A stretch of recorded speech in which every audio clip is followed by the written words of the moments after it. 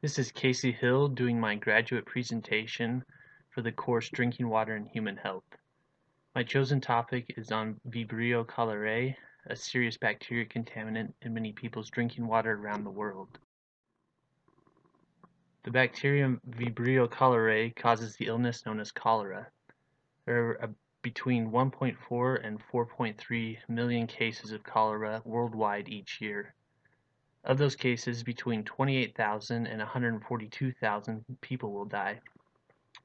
The hard thing about these statistics is cholera is largely preventable, and even if an infection occurs, death can be prevented through proper health care. The history of the spread of cholera is very interesting. The earliest recording of an apparent outbreak of cholera comes from Sanskrit writings from the 5th century BC.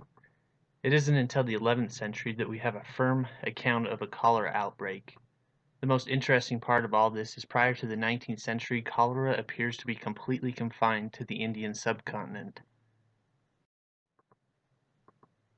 The first pandemic that brought cholera out of India occurred in 1817. Since that time, there have been 7 pandemics, the most recent starting in 1961. There is some debate as to whether the 7th pandemic has ended and the new cases we are seeing are the start of an 8th pandemic, or if these cases are only continuations of the 7th pandemic. The most recent epidemic in the Western Hemisphere occurred following the Haiti earthquake in 2010.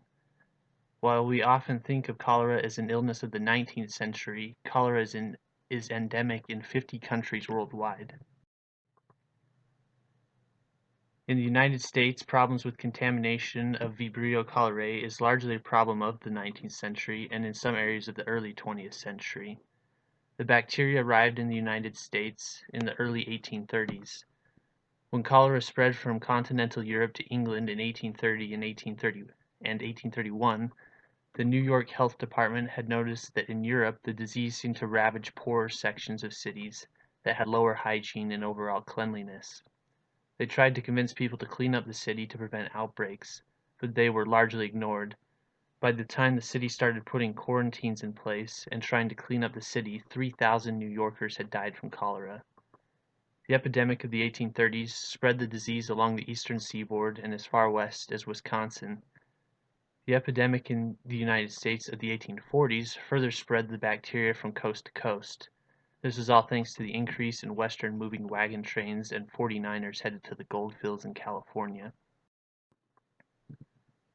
Around this same time, a British doctor named John Snow was studying the spread of cholera, and he hypothesized that the infections occurred from contaminated drinking water. He famously mapped out the cases of cholera in a section of London that had seen 500 deaths in 10 days. He determined that the common denominator of the cases was a particular pump that was pulling water from the Thames. Legend has it that when he realized the cause, he went down to the suspected pump and broke off the handle. The cases of cholera in the area dropped off significantly, and within a few weeks no deaths were reported for that area. There is today a monument to John Snow at the site of the old pump. At the same time John Snow was doing his work, an Italian doctor was studying the stool of cholera patients. He found that there was an unidentified substance in the stool samples of infected patients. In 1884, Robert Koch isolated the bacterium in the stool as Vibrio cholerae. Although by this time many areas were already practicing general cleanliness policies, disinfection of contaminated areas, and quarantining infected individuals. As a result of these practices in the United States, there hasn't been an epidemic-level outbreak since the Civil War. Vibrio cholerae is a prokaryotic, gram-negative, curved bacterium that is found in aquatic environments.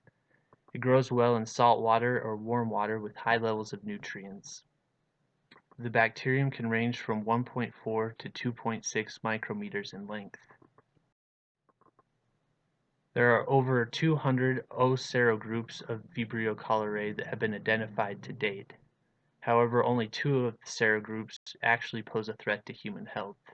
These are the O1 serogroup and the O139 serogroup.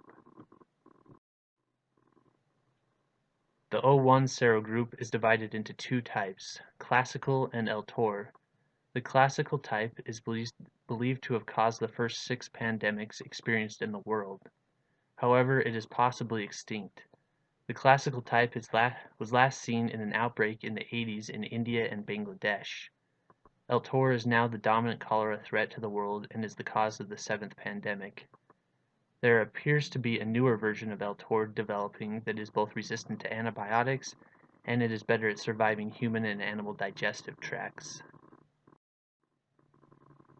The O139 serogroup was first identified in India and Bangladesh in the early 90s.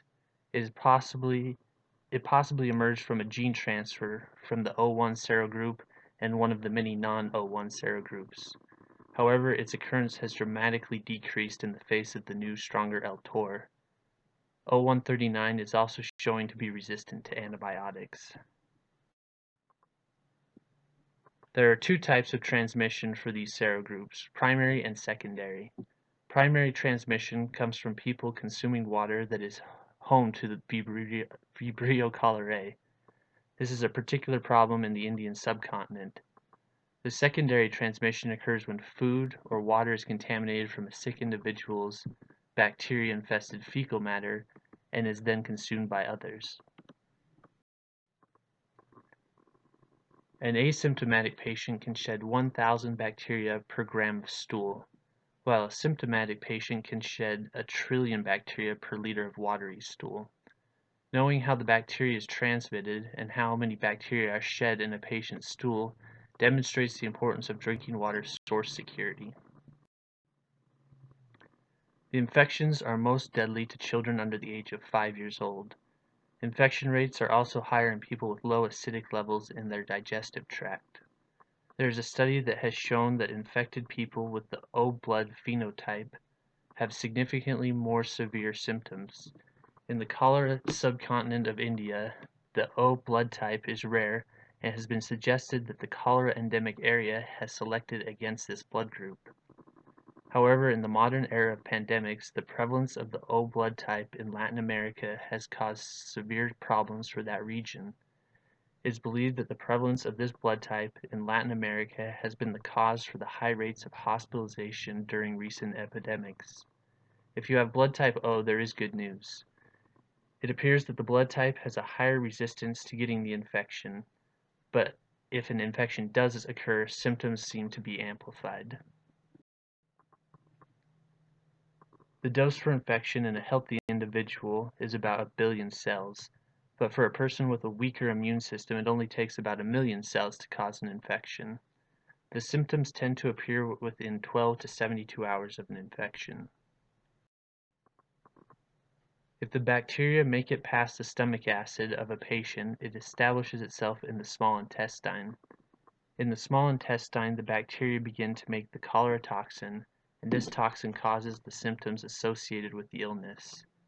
In one study, it was found that among symptomatic patients, 100% experienced diarrhea, 78% had vomiting, and 68% experienced leg cramps. The greatest health risk for a patient is from dehydration. Treatment for patients is focused on rehydration. Of patients that need medical attention, 80% only require oral rehydration salts. The rest of patients require intravenous fluids. Antibiotics were formerly provided to all hospital cases of cholera. However, in the face of new antibiotic-resistant types of Vibrio cholerae, only the severe cases receive antibiotics. Antibiotics have been shown to shorten the length of symptoms and decrease the number of shed bacteria. Cholera is largely a water quality problem. It is estimated that 1.1 billion people don't have access to safe drinking water. It is these people that are at the greatest risk. In countries with modern policies of drinking water sources protection and modern treatment facilities, cholera is essentially unheard of. In the United States, there are only 5 to 6 cases a year, unless a neighboring area has an outbreak. During the Latin America epidemic of the 90s, U.S. cases jumped to around 50 a year, and during the recent epidemic on the island of Hispaniola, cases in the U.S. jumped to 23 for that year. although all of these cases are associated with travel to the epidemic regions or consuming privately imported food and not from American water supplies. Water security is the best defense against contamination. Chlorine does kill Vibrio cholerae, but the 100% death rate of the bacteria is around 7 parts per million. The bacteria is sensitive to chlorine, but should not be heavily relied upon to prevent outbreaks. This is the case with filtration as well. In many areas of the world, the filters available are sufficient to help prevent secondary transmission, but are inadequate against primary transmission. The best treatment for water that is potentially contaminated with Vibrio cholerae is boiling. This is difficult in some areas because the rainy season matches with the cholera season.